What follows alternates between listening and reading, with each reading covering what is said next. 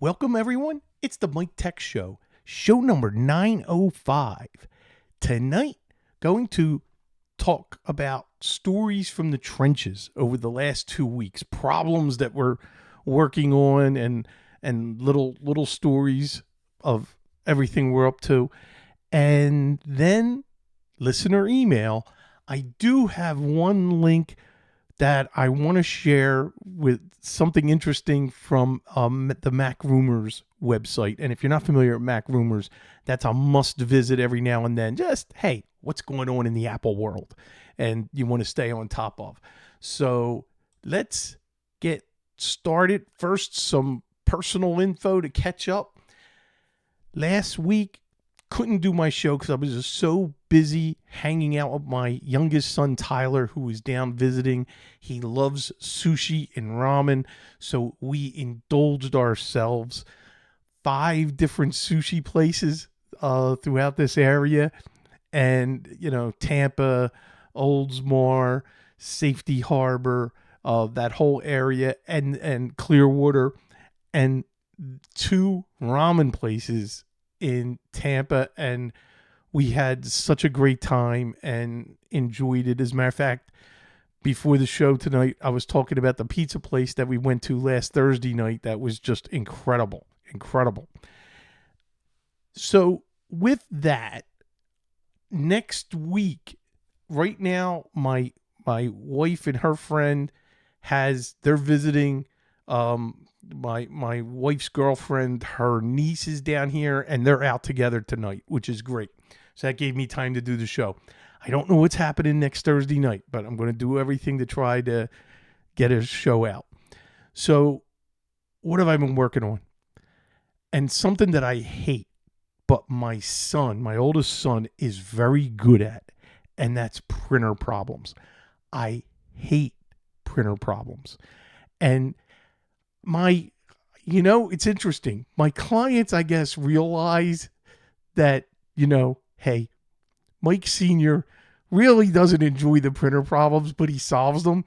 And then you got Mike Jr., who just, no emotion and works and does it. So it's funny when a client calls and say, hey, is Mike Jr. around? And I was like, no, he's at a client. He says, well, how when he gets back, gives me a call. I got a printer problem. I'm like, okay, no problem. So I write down, or I stick it quickly into his calendar, or text my son, hey, call so-and-so, with the printer problem. Now, it's interesting, and why I bring that up is because today, after his BNI meeting, he had to install a brand new printer because he tried so hard. A retired doctor who's so nice. And my son did everything remotely, trying to walk him through getting that printer working. And then he said, like, how old is this printer? And it's so old. He says, I need a new one. So we bought a new one. And I literally, ordered that from Amazon. And he went out today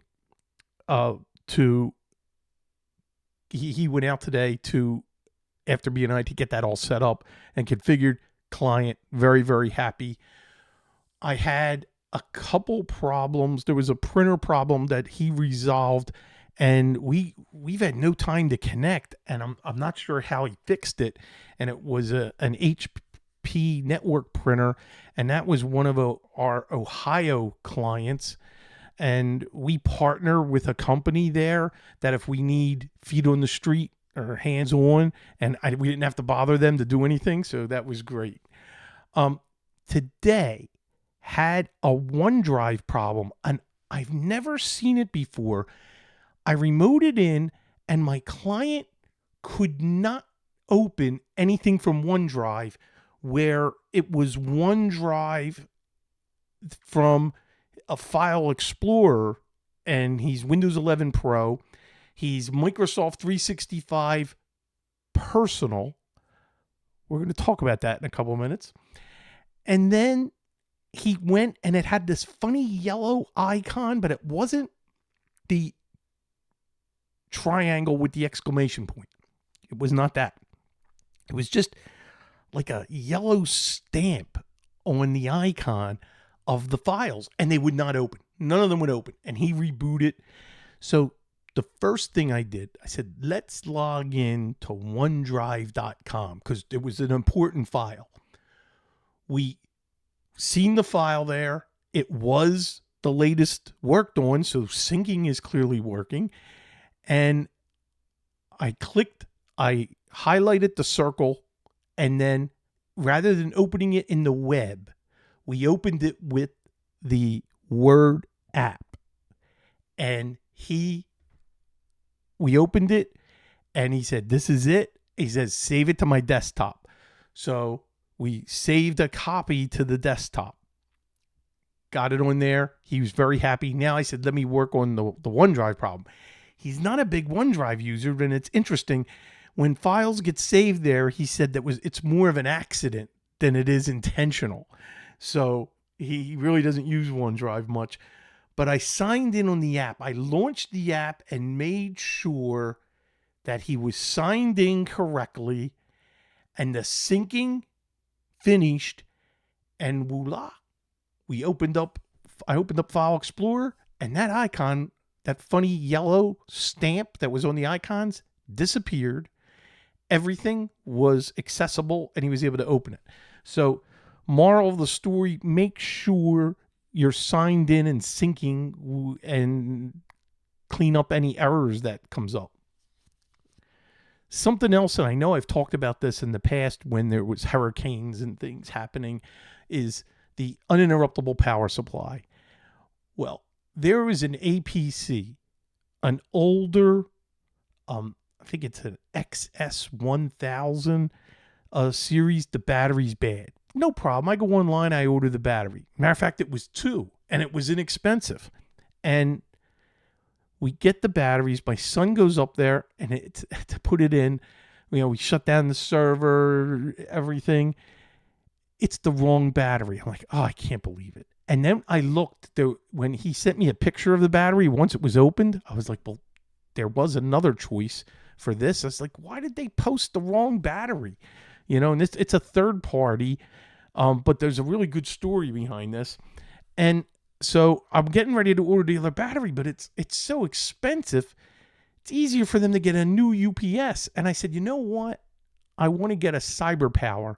And I've been slowly replacing as the batteries go on my APCs, and I'm using CyberPower because I'm having less problems with a CyberPower UPS than I am with the traditional APC, which I used to. That was the only brand I would use. So now I'll tell you, I would think the last 2 years I've been converting to CyberPower, and I'm very, very happy. And I know some of you have done the same thing, and listeners have written in about that. So, all right. So we got the new UPS and set that up. We had to order a couple new laptops, got them deployed. Interesting, and I'm still working on this. I have a client that uses an old version of time slips. And so I have to do maintenance, and something I've never done because the admin that they got rid of a couple years ago, like 2 years ago, and I'm doing all the admin. I haven't done any maintenance with time slips. So I think I need to purge and archive the older slips, and I got to make sure that we're closing them. And I had someone, they sent me some handwritten instructions that they found in a desk drawer, and I am going to this weekend remote in and take care of the maintenance on time slips. But it's just something I'm not familiar with. They're my only client that uses it.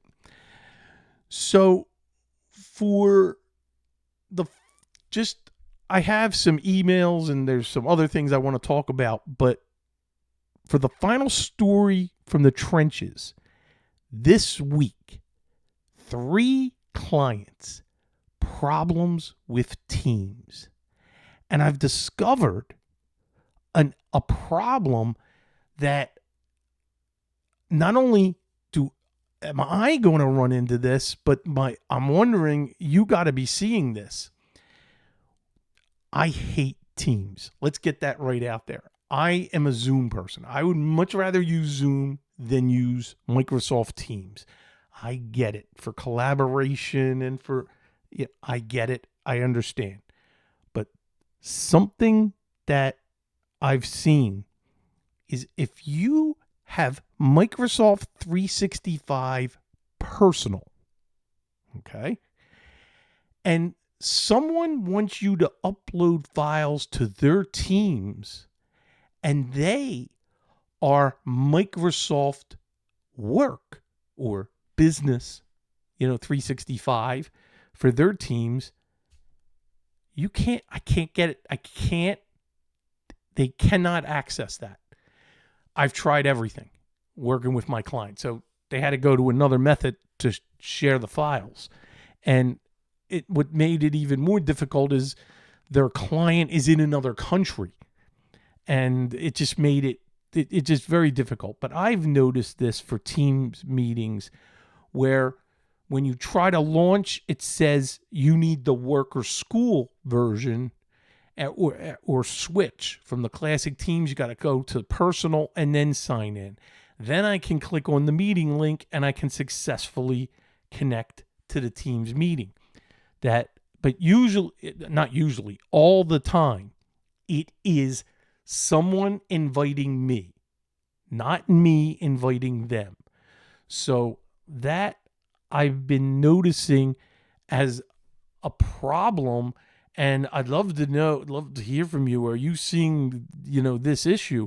As a matter of fact, the one client who has their domain name, and I set them up with SureWeb Exchange hosted, and they've been happy with it, and it's been working. And we need to migrate them to a Microsoft 365 business standard and have them complete business.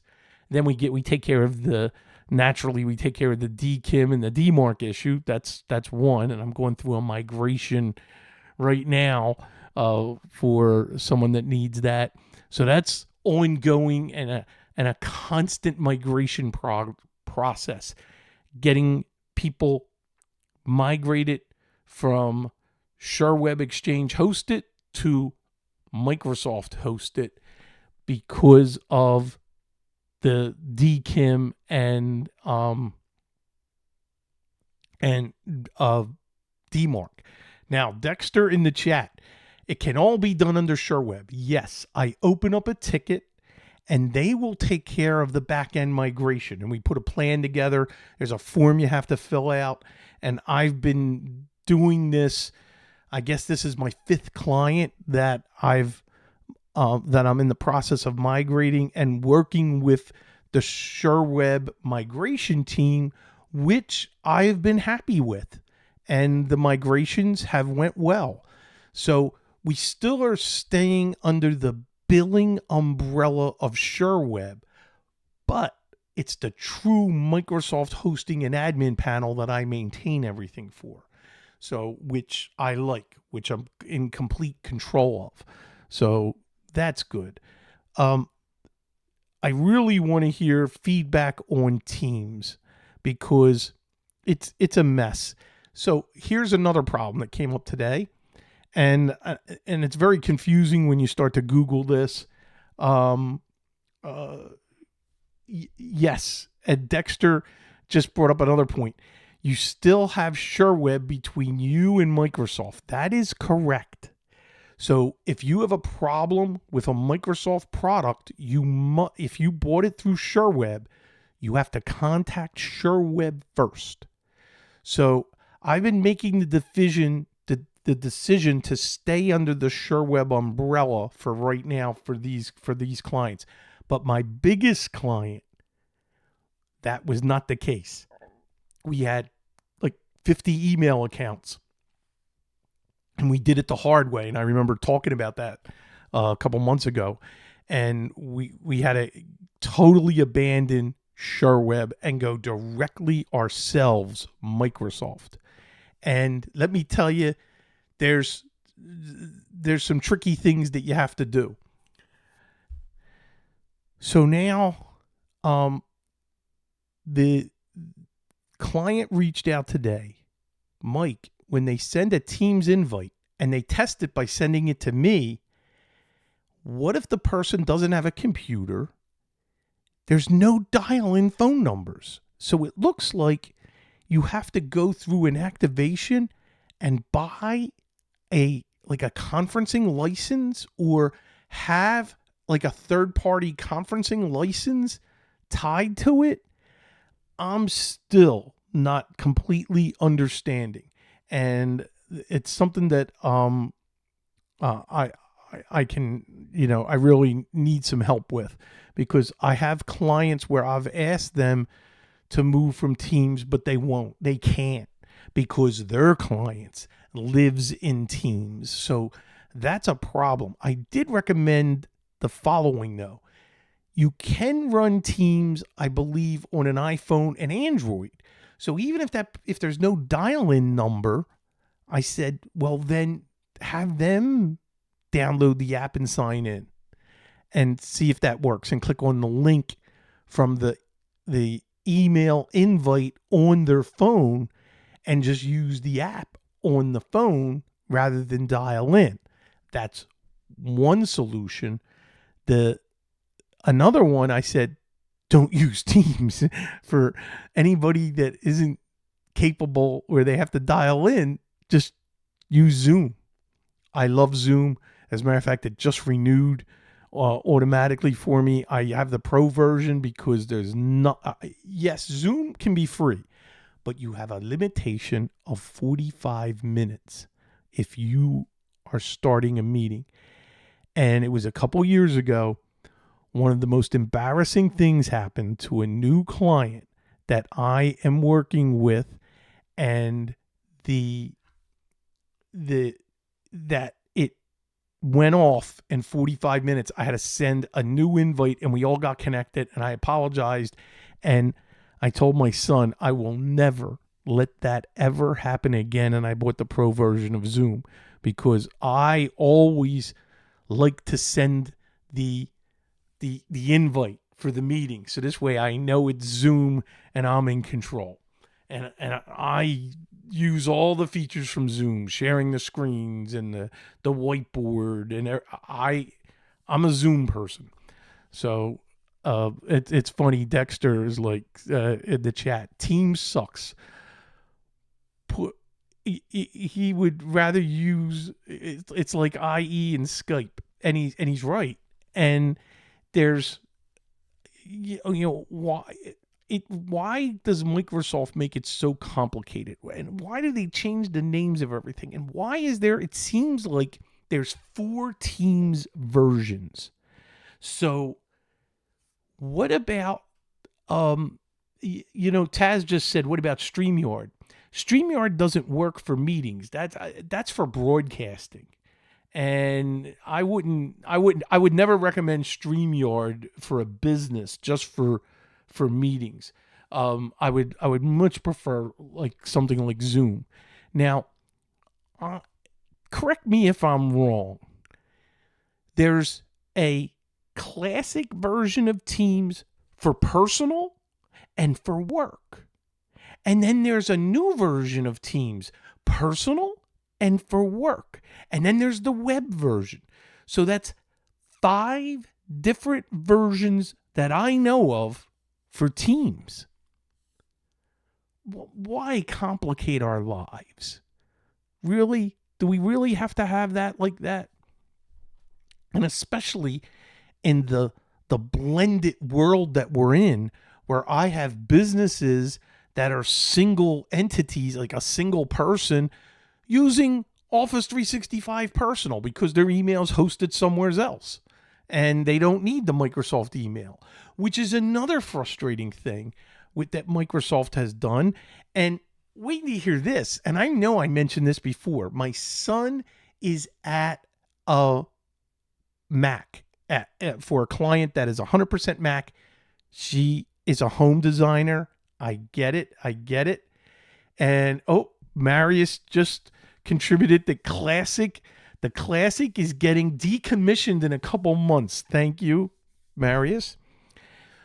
So now he's at a MacBook Pro that needs Office. No problem. My client has the Office 365 allowed to be on 5 devices. He goes, he downloads the Office and tries to configure Outlook. Now, I already have it running on 2 of her other Macs. Of course, her email's hosted Exchange.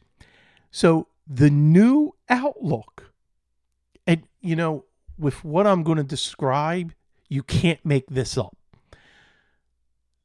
You cannot pick a hosted Exchange other than Microsoft in the new Outlook version. Now, remember, I ran into that in Windows, but you can't do it. Even with the Mac, they don't allow you to download the older Outlook version. Now, if you get it running, you can click Help and then go back to the legacy version. But on the Mac, you can't launch Outlook until you configure an account.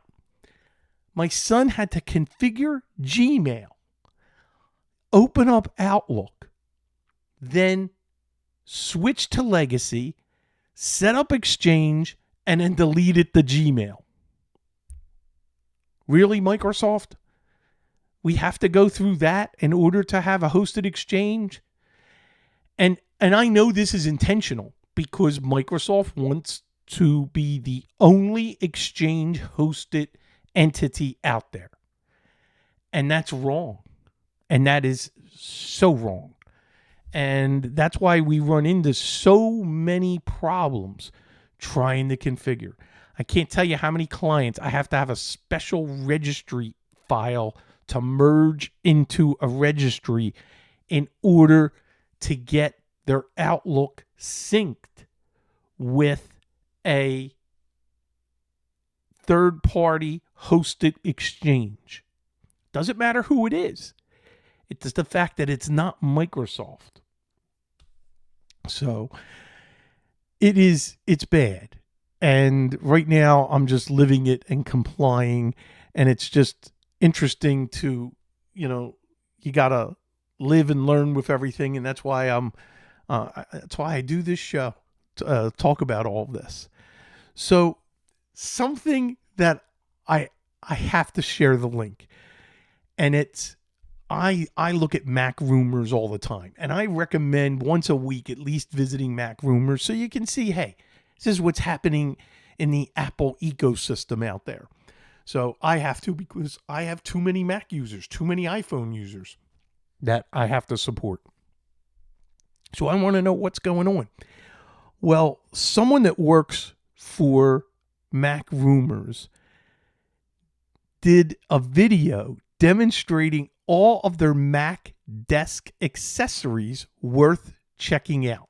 So I'm going to have a link to that video and checking it out. Very, very cool. And I am going to... It's been a few years since I've done... Oh, nope. Give me a second here. It would help if I did this right. On a recent desk setup, desk tour video. Okay. And a lot has changed over the last few years. In fact, I'm in an entirely different studio space than I was before. So I'm just going to play a little bit of this. I want to show you the desk that I currently spend most of my here. Wall. This uplift desk, very cool. We're just going to go very, very fast. Obviously, this desk Hold on. Plugged in. I plug it into that power strip so that I can have the desk. Give me a second. And it's super quiet for the motor that runs. Okay. And I could just, it's crazy how you can do all of this. Wait till you see. As far as peripherals go, I'm using the Magic Keyboard and Magic Mouse. I know there are tons of better options out there. Certainly one's better. I want you to Magic hear Mouse. this Honestly, one. I have no idea why I continue to use it, but I just can't stop. It's not even that good, and the charging port situation is obviously horrid. It's right up the here. The good news is it sits on top of this Alti wireless charging mat. You know what? He's not talking about it yet, and I'm not going to play this whole thing. If you look at the top of this screen that I'm showing here, underneath there is this drive, and you got to see this drive. And let me exit out of full screen mode And where is the link? What I'm going to do, it's an Iodine Pro storage. It's the price that is, to me, just ridiculous, but it is super fast. And what I'm doing now is I'm going to the site. Here it is. And I'm going to display this. And I'm going to have a link. The 24 terabyte is $4,400. They're all linked SSDs. They're all of the fastest NVMe. It's got multiple Thunderbolt cables and can process incredible linking, and sharing files. I mean, here's the ridiculous though.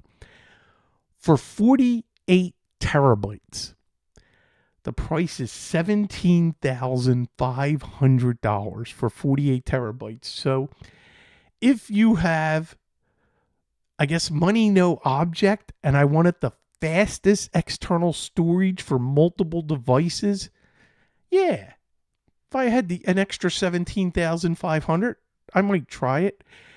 And they give you 2 active Thunderbolt cables. Anyway, you got to look at it. Some of the other things are interesting. I always like looking at different desktop accessories because there might be something I might jar that might be like, ooh, that's cool. Oh, wow. Look at that $10 mouse that is incredible. Something you never know what you're going to run into. And I like sharing that. So let's wrap up with 3 emails from Bill, and let's talk about first email is programs. And this is after my last show, another excellent show.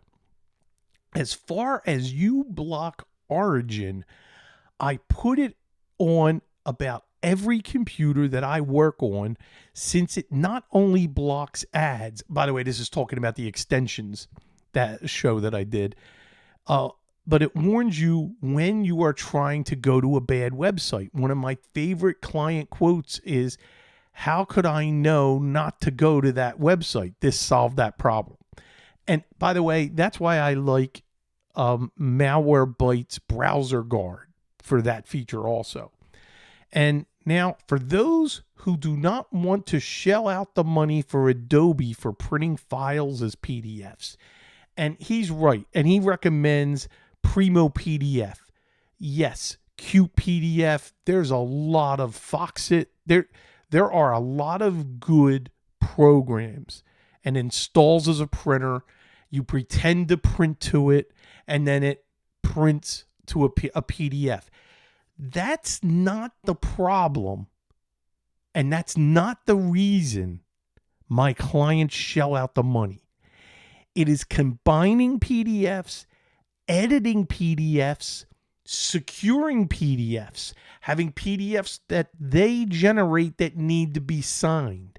There's lots of advanced features in the Pro version of Adobe that you cannot find, or it's going to take you several programs to do what you need to do, where it can all be contained in one.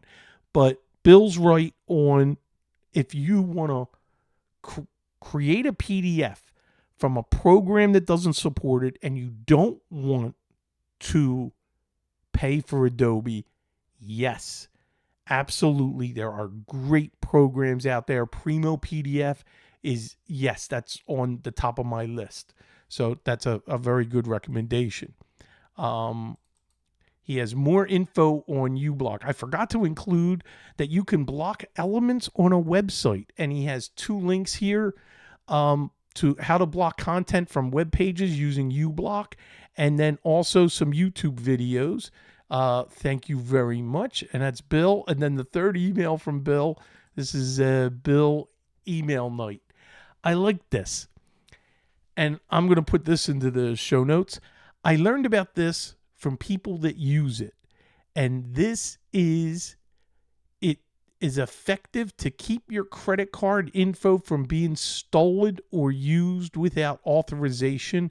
And it's a simple website, privacy.com. Check that out. And I think this is pretty good. And it's a good to use website, a website that you want to save and bookmark. And that's privacy.com. Bill, thank you so much for all your feedback. I want to thank everybody, your continuation in downloading and staying subscribed to the show. Please, if you get an opportunity and you can afford it to help support the show, any donation is greatly appreciated. If you can go to the website, MikeNation.net, and you'll see a donation link in the show notes for every show. Click that, whatever you can. Buy me a cup of coffee. And I would greatly appreciate it because it all adds up. Don't forget my videos are on YouTube, youtube.com, and then /Michael Smith MTS. That is it for tonight. Hope to see everybody next week. And see, I am 30 minutes, and I thought this was going to be a short show, but I knew I'd pontificate on the Microsoft stuff. So glad that I had time to cover everything that I did. Hit me with your feedback on Teams. Okay, that's MikeTechShow@gmail.com. I will greatly appreciate it. And that's it. Talk to everybody next week. Bye-bye.